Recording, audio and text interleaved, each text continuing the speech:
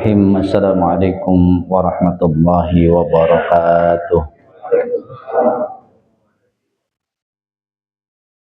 Alhamdulillah, nahmaduhu wa nasta'inuhu wa nastaghfiruh wa na'udzu billahi min shururi anfusina wa sayyiati a'malina.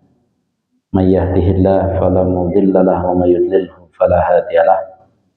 Asyhadu an la ilaha illallah wahdahu la syarika lahu wa asyhadu anna Muhammadan abduhu wa rasuluh alladzi la nabiyya wa la rasula ba'dah.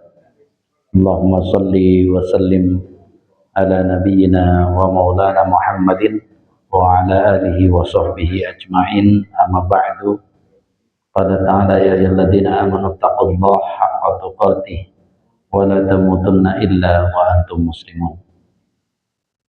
Bersyukur pada Allah, tidak lupa kami ucapkan taqabbalallah minna wa minkum wa taqabbal ya karim. Dan pada kesempatan hari ini kita ingin menekankan bahwa semangat kita di 11 bulan setelah Ramadan ini, kita punya tugas untuk menjaga semangat. Semangat apa saja yang harus kita jaga? Insyaallah untuk tafsir Ibnu Katsir kita nanti masuknya di surat Al-Baqarah ayat 282. Tapi kita kesempatan hari ini mengingat dulu apa saja yang harus kita teruskan di 11 bulan ini. Yang pertama adalah menjaga semangat al-imsak. Al-imsak itu menahan diri. Makna awal dari al-imsak adalah al-imsak anit ta'am wasyarab, menahan diri dari makan, minum yang membatalkan. Lalu para ulama memperluas maknanya menjadi menahan hawa nafsu. Jadi semangat menahan hawa nafsu inilah yang harus kita perjuangkan di 11 bulan ini. Karena latihan paling besar Ramadan adalah menahan hawa nafsu. Apa yang dimaksud menahan hawa nafsu atau tidak menuruti hawa nafsu? Pengetahuan secara umum, orang yang tidak marah, tidak melanggar aturan, itulah yang mengaku katanya menahan hawa nafsu. Padahal bagi kita harus diperluas terus apa makna menahan hawa nafsu itu. Sehingga bagaimana caranya agar kita bisa menahan hawa nafsu tersebut. Maka kalau kita telusuri makna ya ittiba'ul hawa di dalam Al-Qur'an, itu maknanya makin meluas. Tidak mengikuti langkah setan, harus mengikuti kebenaran ya. Tidak mengikuti jalan-jalan yang sesat. Sehingga ketika ditanya bagaimana caranya agar tidak mengikuti hawa nafsu, maka yang pertama itu harus mengikuti ilmu. Jadi ini yang harus yang sering kita tidak sadari, kan segala sesuatu yang kita tidak lakukan dengan ilmu sebenarnya sedang menuruti hawa nafsu. Kemudian yang kedua adalah punya tujuan keimanan yang jelas dalam melakukan sesuatu. Bisa dibayangkan Pak, kita DKM Al-Falani kan setiap pekan mengadakan sholat Jumat. Tapi banyak jamaah sholat Jumat itu datang ke masjid setiap Jumat tapi tidak bawa ilmu. Berarti kan bawa hawa nafsu. Khotib sedang berkhutbah, dia masih bisik-bisik sama kawannya. Khotib sudah berkhutbah, dia masih lihat-lihat handphonenya. Kan berarti dia tidak tahu kan, berarti itu segala sesuatu yang dilakukan dengan tanpa ilmu kan berarti menuruti hawa nafsu. Pertanyaannya, kalau dia datang ke masjid sholat Jumat menuruti hawa nafsu, hasilnya apa kira-kira? kan berarti tidak akan ada hasil. Makanya semangat untuk tidak menuruti hawa nafsu adalah semangat belajar, semangat menuntut ilmu, ya, semangat terus bahwa dalam melakukan sesuatu dipadu antara mengikuti ilmu dan ada tujuan keimanan. Ini yang harus kita pegang. Makanya ketika kita bicara tentang hasil dari kita rajin menjaga untuk sholat berjamaah di masjid, tujuannya apa? Kan harus tahu. Kalau tujuannya ngumpulin pahala dari sholat berjamaah, ya sudah, itu mah akan membuat kita bangga. Oh, berarti saya paling rajin, berarti paling banyak pahalanya. Bukan itu tujuannya kita ke masjid setiap 5 waktu. Makanya kan dalam hadis riwayat Muslim, semua ini harus dipikirkan sebagai siklus. Ya, as-shalawatul khamsu wal jumu'atu ilal jumu'ati wa ramadhanu ila ramadhana, itu siklus. Jadi dari sholat ke sholat, dari Jumat ke Jumat, dari Ramadan ke Ramadan, siklus untuk apa? Mukaffiratun, untuk mukafarah dari dosa.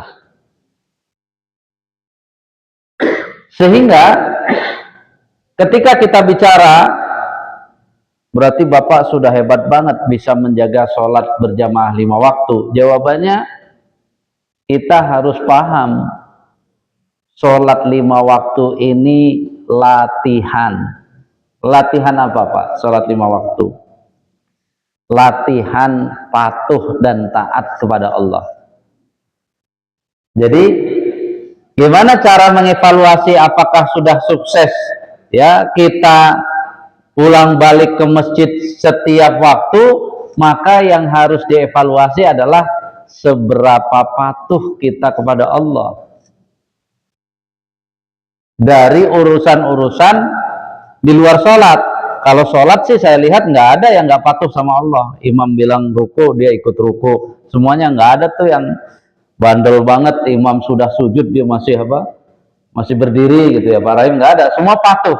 Tapi sholat itu cuman latihan patuh. Kalau mau tahu hasil dari sholat, seberapa patuh kita di luar sholat. Saat kita bermuamalah, saat kita berinteraksi sosial, saat kita berbisnis, saat kita memiliki jabatan, apakah ikut aturan Allah atau tidak? Kalau tidak, berarti belum sukses latihan sholatnya. Jadi ketika kita tidak menambah ilmu, seolah-olah sholat 5 waktu itu prestasi, padahal sholat 5 waktu itu latihan agar jiwa kita patuh, ya, agar dalam melakukan segala sesuatu harus sesuai ilmu yang benar. Karena di zaman kita itu ilmu itu ada yang benar, ada yang tidak benar. Bayangkan. Jadi kalau ilmunya tidak benar, berbahaya. Tetap ikut hawa nafsu. Jadi ujian pertama di 11 bulan ini siklus, ya, wa ramadhanu ila ramadhana, dalam hadis Muslim berarti kita memandang dari Ramadan nanti menuju Ramadan lagi, bagaimana menahan hawa nafsu ini. Ini semangat yang pertama. Semangat yang kedua adalah semangat beramal solih. Gimana kira-kira ya Pak Yamin agar semangat beramal solih? Kalau belajar dari para sahabat Nabi, gimana agar kita semangat beramal soleh?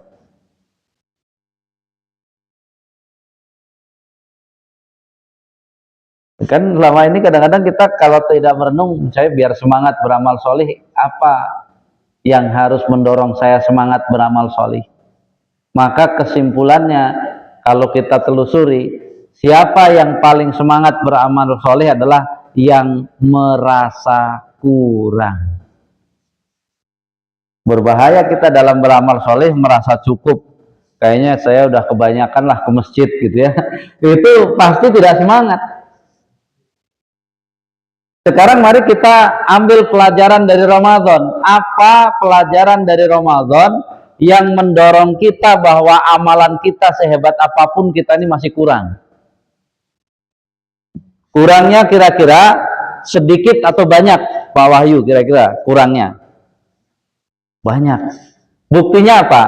Jadi saya tidak, ini jangan diambil cara mempelajari hadisnya, tapi cara mencikapi hadisnya. Apa makna Allah di bulan Ramadan melipat gandakan amalan fardu kita jadi 70 kali lipat? Harusnya dimaknai oleh kita makna apa, Pak?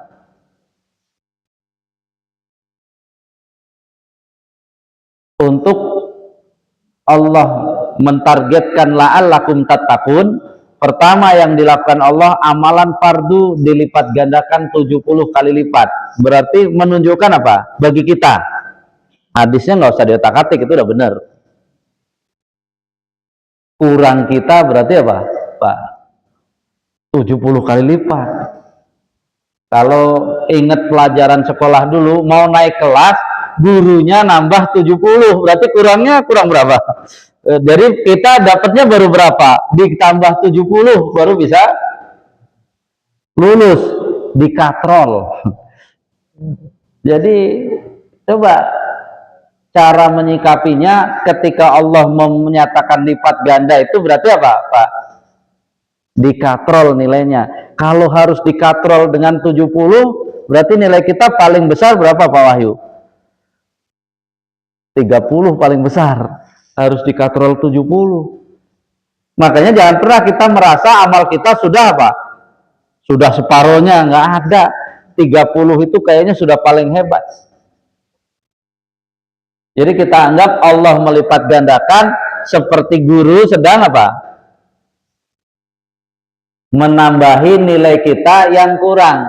Biar lulus ditambah, bayangkan. Makanya sahabat Nabi semangat sekali berharap ketemu Ramadan karena pengen ditambah. Padahal kalau kita baca sirah sahabat, amalannya menurut kita hebat nggak para sahabat?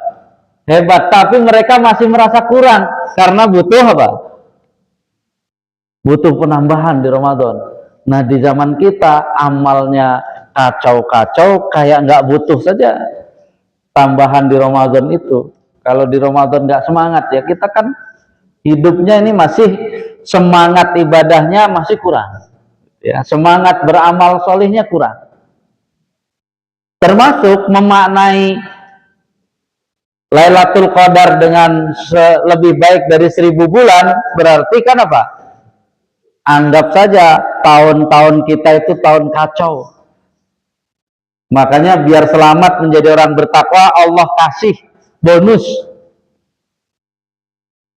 83 tahun dalam keadaan beribadah. Kan berarti banyak banget itu, Pak, katrolnya. Jadi nilai katrolnya sudah banyak banget. Jadi menghadapi amal solih kita di 11 bulan itu, mari kita berjuang. Jangan 0 aja lah gitu ya. Dapat 1, 10 kayaknya sudah hebat. Selama ini jangan-jangan ketika Ramadan tidak terlalu terasa itu karena di 11 bulan kayaknya nanti ditambah 70 kali lipat, tapi minus kita 90 kali lipat. Pantesan kagak nggak ngerasa gitu ya, karena di 11 bulan dia kacau balau. Makanya walaupun Ibnul Rajab Al-Hambali itu mengelompokkan kita dengan Ramadan itu ada 3, saya cuma mengatakan kita yang keempat lah, 3 ini kayaknya nggak bisa gitu. Karena yang pertama Ibnu Rajab Al-Hambali mengatakan orang yang lalai terhadap Allah, datang Ramadan lalai terhadap Ramadan, setelah Ramadan lalai. Kita nggak gitu-gitu amat lah, insya Allah kita bukan termasuk kelompok yang pertama. Kelompok yang kedua, orang yang lalai dengan Allah, kemudian ketemu Ramadan rajin, begitu Ramadan lewat, lalai lagi. Ya kita nggak maulah disebut orang lalai dengan Allah. Atau kelompok ketiga, orang yang sangat dekat dengan Allah, lalu ketemu Ramadan makin dekat dengan Allah, setelah Ramadan makin dekat. Kita ngaku yang ketiga juga kayaknya terlalu percaya diri. Maka saya selalu bilang kemana-mana, kita yang keempat. Karena ini kan bukan ketentuan hadis, bukan ketentuan hukum, ini kan syarah ulama. Nah, kita ini modelnya yang keempat. Yang keempat itu apa? Nggak lalai lah kepada Allah, tapi juga nggak terlalu dekat, gitu ya. Nggak lalai, nggak terlalu dekat. Kemudian begitu ketemu Ramadan, insya Allah kita berjuang. Maka setelah Ramadan ya kita ingin ada penambahan ya nilai kedekatan kita sedikit demi sedikit. Berarti itu kelompok yang keempat. Jadi 1, 2, 3 nggak masuk kita yang disebut ya oleh Ibnul Rajab Al-Hambali dalam Lataiful Ma'arif.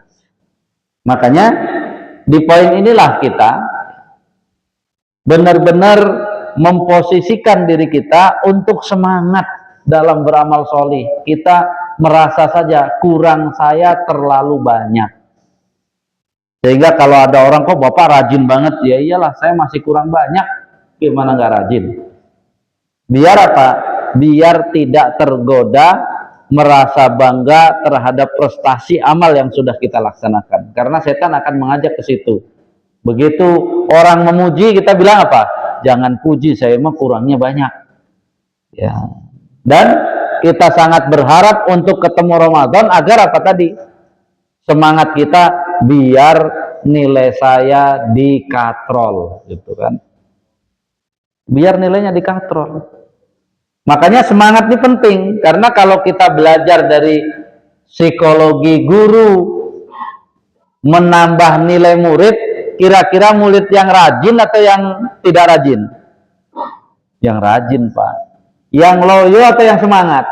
Yang semangat. Berarti kan 11 bulan itu kita tinggal modal 2 aja, Pak. Modal rajin dan semangat. Biar ketemu Ramadan dia, Pak, dikatrol nilainya, menjadi bertakwa. Karena kita kalau urusan untuk menjadi orang bertakwa kurang kita banyak. Kalau dikatrol nggak naik-naik, berarti apa kira-kira? Katrok berarti kan. Dikatrol nggak naik-naik kan. Itu kacau. Makanya mari yang kita jaga di 11 bulan ini adalah semangat dan rajin, biar kita layak untuk dinaikkan tadi, dilipat gandakan. Ya. Ini menjadi catatan bagi kita bahwa yang kedua yang harus kita pelihara itu adalah semangat dalam melakukan amal-amal soleh. Karena apa? Karena kita maknai lipat ganda itu memang menyenangkan, tapi lipat ganda sekaligus menunjukkan kurang kita terlalu banyak. Jadi mau lulus harus dilipat gandakan. Makanya mau amal kita sebanyak apapun dipuji orang bilang, waduh masih kurang. Masih kurang. Apalagi kalau kita melihat sahabat Nabi amalnya kayak gitu masih bilang kurang.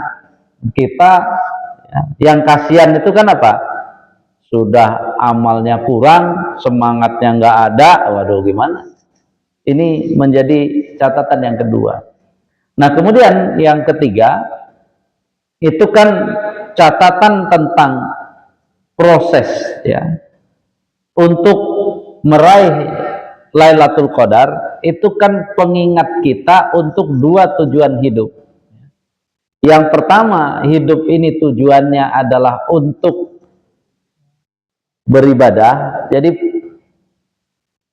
menilai hidup kita, paling hebat hidup kita itu yang mana? Itu bukan yang menghasilkan duit, tapi yang menghasilkan nilai ibadah. Nilai ibadah itu kan berarti yang menghasilkan pahala. Itulah kualitas hidup kita. Makanya Allah sampai tetapkan yang dinamakan 1000 bulan lebih baik daripada 1000 bulan biasa, kata ulama, karena 1000 bulan Lailatul Qadar itu tiap detiknya bernilai ibadah, berpahala. Kan itu mengingatkan kita di 11 bulan ini bahwa amalan kita dalam hidup yang paling bagus yang mana? Yang menghasilkan pahala itu.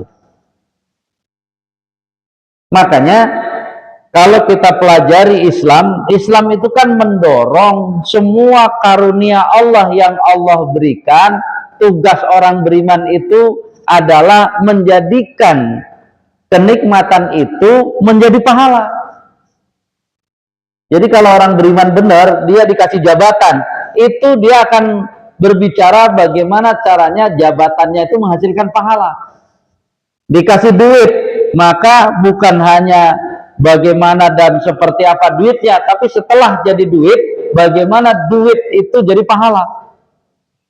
Ya. Jadi semua kalau kita lihat apa saja yang Allah berikan, waktu luang, ya, kemudian kesehatan, diharapkan waktu luang, kesehatan, jabatan, harta itu bisa dikonversi menjadi pahala.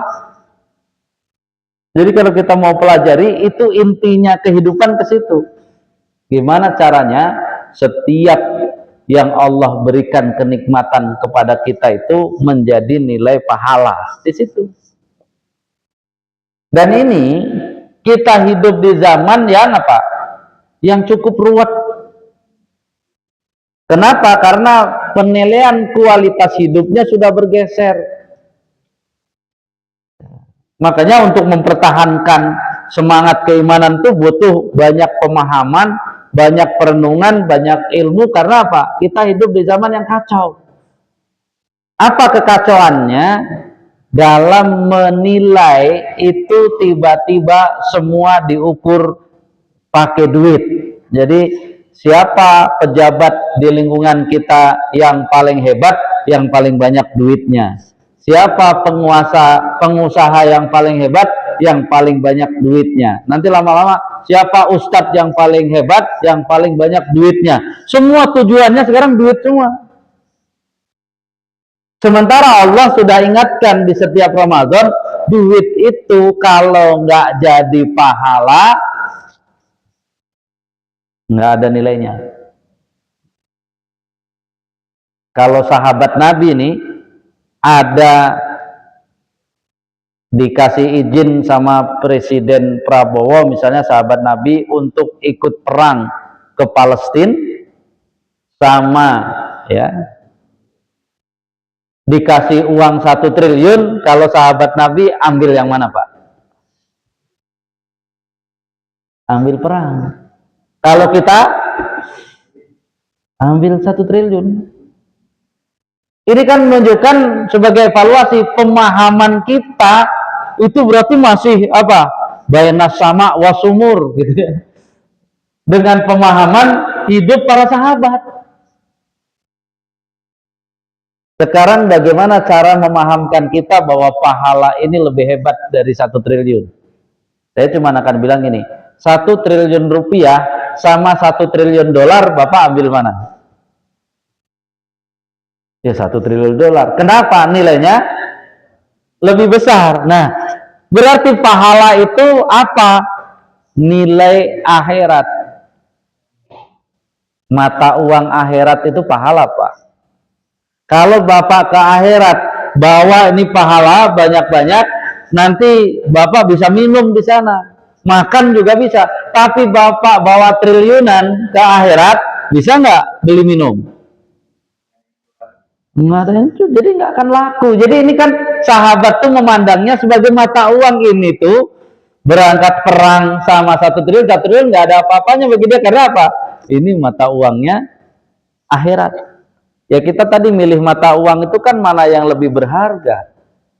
1 triliun rupiah, 1 triliun dolar, kita pilih dolar. Mau tahu berapa triliun kita miliki di dunia ini? Belajar aja surat Al-A'raf. Ya. Itu bisa nggak yang di surga ngirim air ke neraka? Kata ayatnya apa? Nggak bisa. Kalau secara humornya gimana Pak? Ya dikirim adem sih dari neraka, begitu dikirim ke dari surga adem airnya, begitu dikirim ke neraka suhunya ya tetap mendidih juga, jadi nggak akan bisa. Makanya kan dialog penghuni neraka minta dikirim air kepada penghuni surga ada di surat Al-A'raf. Ini kan menunjukkan bahwa pahala itu oleh sahabat seperti memandang mata uang. Kalau kita cuman mata duitan, jadi 1 triliun yang diambil daripada disuruh perang ke Palestina tadi. Karena apa? Saking tidak pahamnya. Makanya kan menuruti hawa nafsu itu salah satunya apa? Nggak pakai ilmu. Ilmu yang dipahami oleh para sahabat luar biasa. Gitu ya. Jadi pahala itu menjadi apa? Menjadi pilihan utama. Ya. Jadi menjadi pilihan utama. Sehingga apa? Sehingga fungsinya kan jelas, mau dapat apapun di dunia ini, mau berapa triliun pun harus dibikin jadi pahala. Itu kan berarti kalau nerima duitnya dan nerima pahalanya, sahabat lebih efektif menerima pahalanya karena nerima duitnya harus berjuang untuk jadi pahala. Berarti kan 2 kali kerja. Jadi kita ini kan bawa 100.000 gitu ya, dibawa ke Madinah, paling dapat apa Pak Rahim? Dapat 2 jus, 2 gelas jus doang. Kalau jusnya 15 real, kalau yang 25 real kurang 2 gelas. Padahal 100.000 di sini kenyang makan apa? Tapi begitu pindah mata uang sudah apa? Sudah tidak ada harganya. Berarti ketika dibiarkan Bapak sebelum wafat masih berupa miliaran atau triliunan, dibawa ke sana kagak laku. Karena di sana mata uangnya sudah pahala. Jadi ini kan menjadi catatan bagi kita bahwa apa? Butuh proses pemahaman yang lebih terhadap agama kita ini sehingga kita akan bisa memiliki semangat seperti para sahabat Nabi dalam beramal, dalam beribadah, dalam berkorban, dalam menyumbang. Sama karena apa? Mereka sudah paham bahwa kekayaan hakiki bagi mereka adalah mengumpulkan pahala itu. Karena itu yang akan laku nanti. Insya Allah kalau pahala kita banyak diterima oleh Allah, ya kita dapat makan minum di akhirat. Tapi kalau nggak bawa pahala, malah pengennya tadi bawa duit sebanyak-banyaknya, udah kagak laku.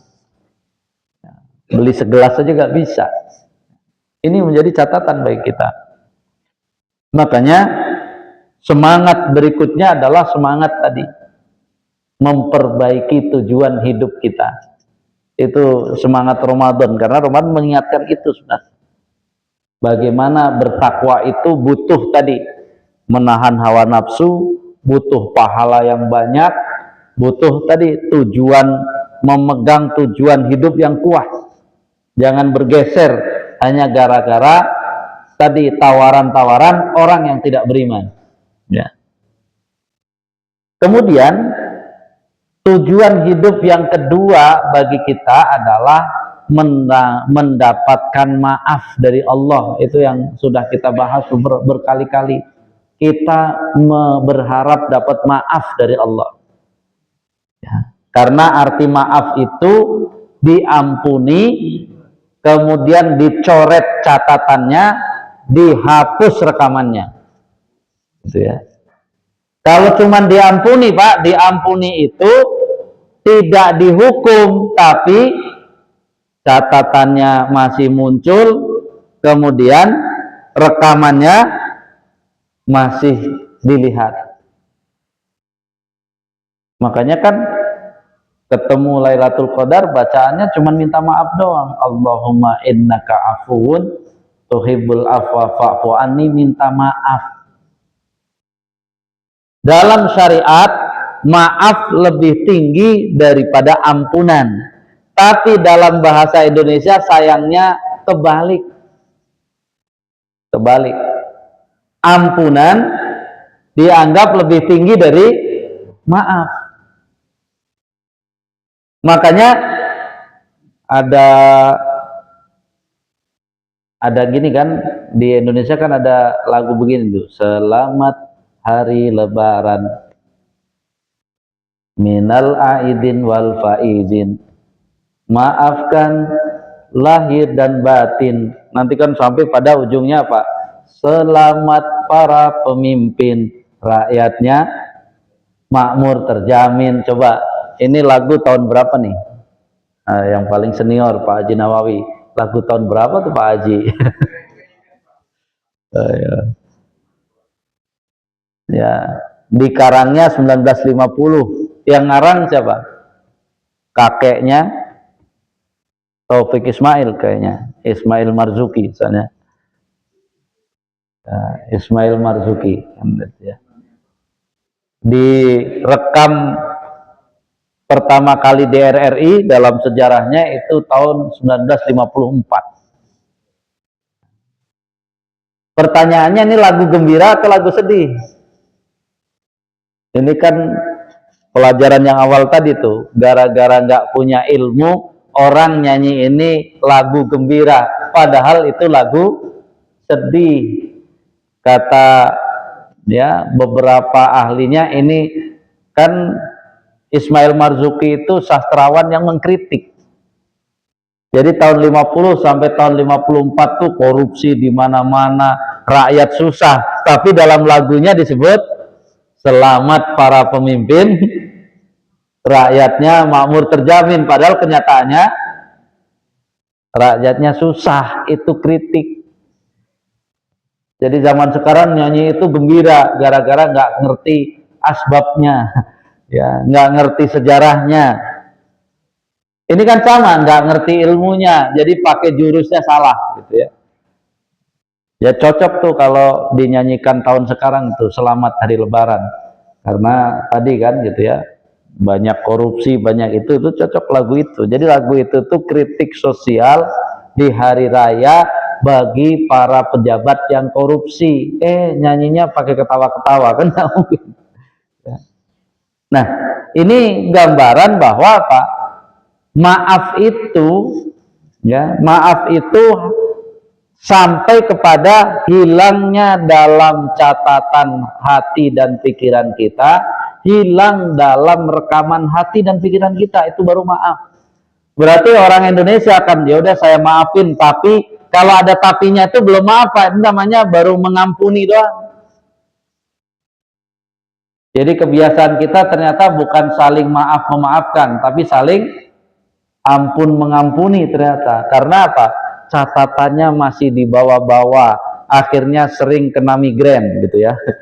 Ya, rekamannya masih di bawah-bawah, akhirnya sering tekanan darah naik turun, ya. Tiba-tiba asam urat naik, gara-gara apa? Terlalu banyak catatan salah orang gitu ya, rekaman salah orang gitu, dendam gitu, jadinya lama-lama keganggu. Jadi makan tidak enak, tidur tidak nyenyak, kadang-kadang tiba-tiba kaget, kenapa ya saya kaget, itu terlalu banyak rekaman. Biasanya rekaman yang paling menyakitkan itu kesalahan orang jauh atau kesalahan orang dekat. Orang dekat, padahal Al-Quran sudah bilang, Pak, ada musuh, ya, ada musuh, benar dia musuh, tapi nggak boleh diperangi, apalagi dibunuh. Siapa mereka? Ya musuh dari keluarga itu, ya ayyuhalladzina amanu inna min azwajikum wa auladikum aduwwan lakum fahdaruhum. Hai orang-orang yang beriman, gitu ya. Sesungguhnya di antara pasangan hidup kamu, anak kamu, berarti kan anggap aja meluas, keluarga-keluarga kamu ada yang jadi musuh bagi kamu. Tapi bukan faqatiluhum, tapi fahdaruhum. Kamu apa? Hati-hati aja menyikapi. Bunuh nggak boleh, perangi nggak boleh. Jadi sesuatu yang di keluarga itu dibunuh nggak boleh, diperangi nggak boleh. Jurusnya apa kata Allah? Fa'fu wasfahu. Udah, gimana caranya kamu maafkan, gimana caranya kamu hapus semuanya, karena biarkan, maklumi. Berarti kan apa? Hapus saja dari catatan. Beratnya ya pertalian keluarga itu sudah ada jurusnya sebenarnya. Ini mah kadang-kadang kenapa Jawa Barat menjadi nomor 1 perceraian tertinggi di Indonesia, ya kayaknya di Jawa Barat nggak ngaji ayat itu tuh. Ya ayyuhalladzina amanu inna min azwajikum wa auladikum aduwwalakum. Jadi karena musuh itu berapa banyak malah saling berantem, bawa senjata, bunuh-bunuhan. Kalau mau kayak gitu bawa senjata mah ke sana tuh. Silahkan serang Israel, sana boleh itu. Kalau itu boleh, faqatiluhum, faqtuluhum, silahkan. Ini kalau sama keluarga cuman apa? Fahdaruhum. Gimana kehati-hatian kita? Fa'fu wasfahu waghfiru. Bahkan apa? Kamu maafkan, kamu maklumi dan mohonkan ampun. Fa innallaha ghafurur rahim. Maka Allah akan mengampuni. Jadi ini nilai bagaimana modal ya kita hidup enak, tenang karena apa? Kita mengurangi catatan-catatan, rekaman-rekaman tadi. Udah maafin aja dah. Ya, masih keluarga ini kalau mau perang lawan Israel saja, ini lawan Israel diem aja, giliran sama keluarga galaknya minta ampun kayak mau perang. Kebalik. Ya, kebalik. Jadi kalau sama keluarga ya santai-santai saja. Kalau lawan Israel tuh silahkan berangkat perang gitu ya. Ini menjadi catatan bagi kita. Jadi pelajaran-pelajaran inilah yang kita akan membuat hidup kita apa? Hidup kita konsentrasi, tenang tadi, nyaman, kemudian semangat belajar biar tidak mengikuti hawa nafsu, semangat beramal soleh karena kita merasa banyak kurangnya, kemudian tadi ya meningkatkan kemampuan diri kita dari ekonomi, tapi tujuannya jelas. Siapa saja dalam hadis, siapa saja yang hidup sampai menjelang Syawal atau yang hidup sampai bulan malam ya Syawal itu dia punya harta cuman makanan pokok satu sok, disuruh ngapain? Ustaz Ahmad disuruh ngapain? Bayar zakat fitrah. Berarti kan setelah mencapai harta tertentu, harta itu harus jadi pahala, bukan hanya jadi makan tapi jadi pahala. Jadi semangat kita silahkan meningkat ekonomi, semua pencapaian, tapi jangan lupa tujuan tadi. Tujuannya agar menghasilkan pahala. Dan pahala itu ternyata apa? Kita sedang menukarkan, ya, mengkonversi mata uang kita dari rupiah menjadi mata uang akhirat. Adzan dulu insyaallah.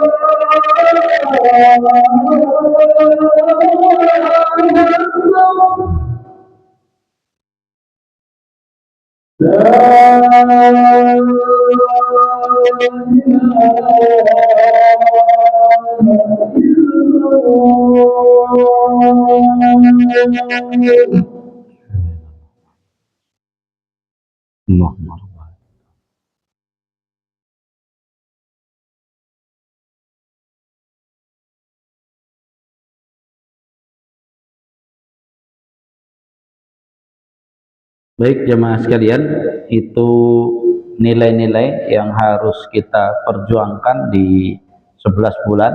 Makanya dalam sebuah hadis dhaif riwayat Tirmizi, dan hadis ini walaupun dhaif menjadi semangat bagi kita bahwa proses siklus itulah dalam beramal soleh yang harus kita jaga. Karena Nabi pernah di hadis itu ditanya tentang amal yang Allah sukai, Nabi menyebut al-halu al-murtahilu. Al-halu artinya diibaratkan membaca Al-Quran dari Al-Baqarah sampai An-Nas, ya. Kemudian itulah al-hal sampai selesai. Kemudian ya irtahala itu adalah memulai, mempersiapkan diri untuk memulai lagi dari Al-Fatihah sampai An-Nas. Sama tadi kalau sholat ya, dari sholat 5 waktu besok ketemu sholat 5 waktu, tapi jangan jadi rutinitas, tapi harus menjadi siklus yang menguatkan tadi. Karena kalau menjadi rutinitas akan mudah digoda setan karena kita merasa sudah, gitu ya. Padahal sebelum menghadap Allah nggak ada kata sudah. Ya, harus apa? Berputar lagi. Kalau sudah sampai An-Nas, Al-Fatihah lagi. Al-Baqarah sampai An-Nas, Al-Fatihah lagi. Nah, sholat tuh gitu, udah sampai subuh, duhur, asar, besok subuh lagi, subuh. Tapi jangan berputar rutinitas. Makanya di kita ini sebenarnya ya, lomba-lomba Al-Quran itu sebenarnya bukan MTQ sebenarnya yang cocok. Yang cocok adalah MKQ, Musabaqah Qiraatul Quran, karena kan dia cuman apa? Cuman satu saja, itu satu kelompok ayat, itu namanya Musabaqah Qiraatul Quran. Kalau tilawah sebenarnya makna tilawah apa? Tilawah itu kan wasyamsi waduhaha wal qamari idza talaha. Talayatlu artinya mengiringi, ya, demi matahari dan sinar di waktu duha, kemudian dan demi bulan ketika mengiringi matahari. Makanya tilawah itu dari Al-Fatihah diiringi dengan Al-Baqarah, dari Al-Baqarah diiringi Ali Imran. Ali Imran itu namanya tilawah.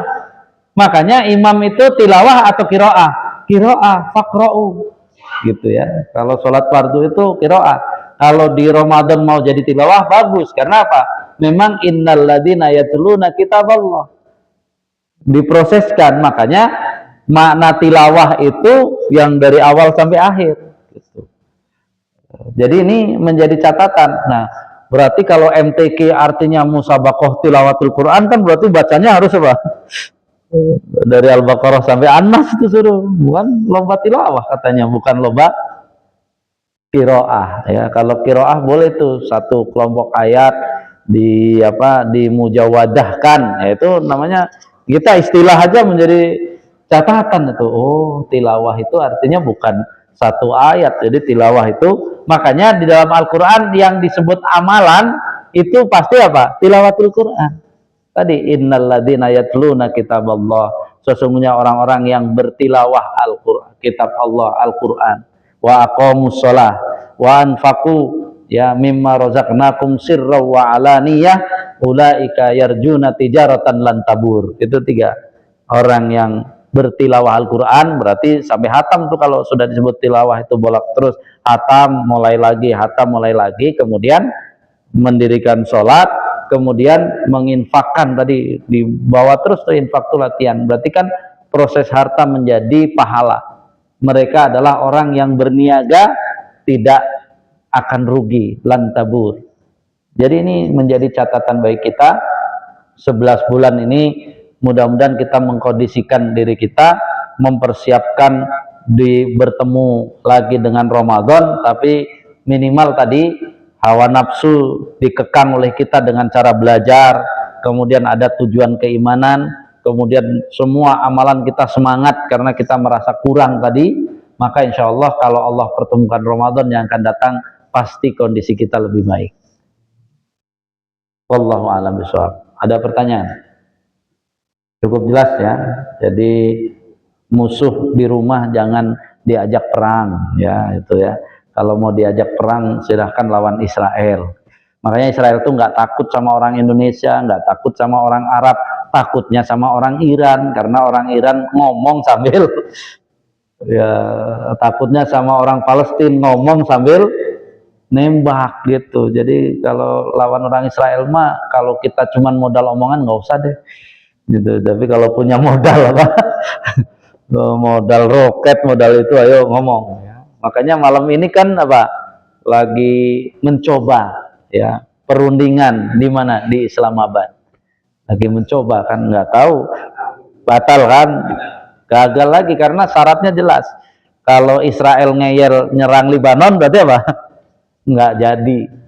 Makanya perang ini untuk saat ini yang menang Iran, karena Iran yang mengajukan syarat. Jadi kan berarti yang ngajak runding siapa kalau gitu? Berarti Amerika, karena Iran bisa ngajukan syarat. Kalau biasanya kan kalau yang ngajukan syarat, yang kalah apa yang menang? Yang menang posisinya. Ya udah, kalau syaratnya ini nggak dipenuhi, saya nggak mau. Kan berarti lebih tinggi, lebih tinggi. Jadi sekali lagi kita akan dukung siapa saja yang nyerang Israel. Jangan dibilang bahwa kita nanti pahamnya macam-macam, nggak penting bagi kita. Pokoknya siapa saja yang menyerang Israel kita dukung gitu ya. Walaupun Rusia kan bukan Sunni bukan Syiah kan. Misalnya Rusia nyerang Israel, ya kita harus apa? Dukung. Cina nyerang Israel, dukung. Tugas kita sederhana aja, nggak usah berdebat. Paham lah, yang penting apa? Siapa yang nyerang kita dukung deh kan gitu ya. Kenapa? Karena kita nggak bisa nyerang, masalahnya bukan apa-apa. Makanya ada yang jawab, kalau bilang dukung Syiah sama dengan dukung Iran sama dengan Syiah, memangnya kalau dukung Trump sama dukung Israel jadi Sunni? Mereka kan juga bukan Sunni, jadi kenapa jadi seolah-olah Sunni Syiah? Ya enggak juga. Pokoknya siapa saja, kita nggak sanggup, belum punya modal untuk melawan Israel, siapa saja yang nyerang Israel kita dukung lah gitu ya. Itu tugas konstitusi kita sebenarnya. Siapa saja yang nyerang Israel dukung, karena dia penjajah yang menjajah. Iya. Ya Prabowo kan nggak punya, ya kalau ngomong doang ya susah. Sana kalau berani serang gitu kan, mau ngomong ini keras malah serang, berani nggak berani, malah disuruh ngumpet ke bunker tuh yang udah ketembak, kan harusnya balas gitu kan. Jadi siapa yang nembak tentara kita, balas saja gitu kan, keren tuh sebenarnya ya. Ternyata kan investigasi yang nembak roketnya dari apa, dari Israel, Markava, kan harusnya balas. Wallahu a'lam bishawab ya. Subhanakallahumma bihamdika asyhadu an la ilaha illa anta astaghfiruka wa atubu ilaik. Kurang lebihnya mohon maaf. Assalamualaikum warahmatullahi wabarakatuh.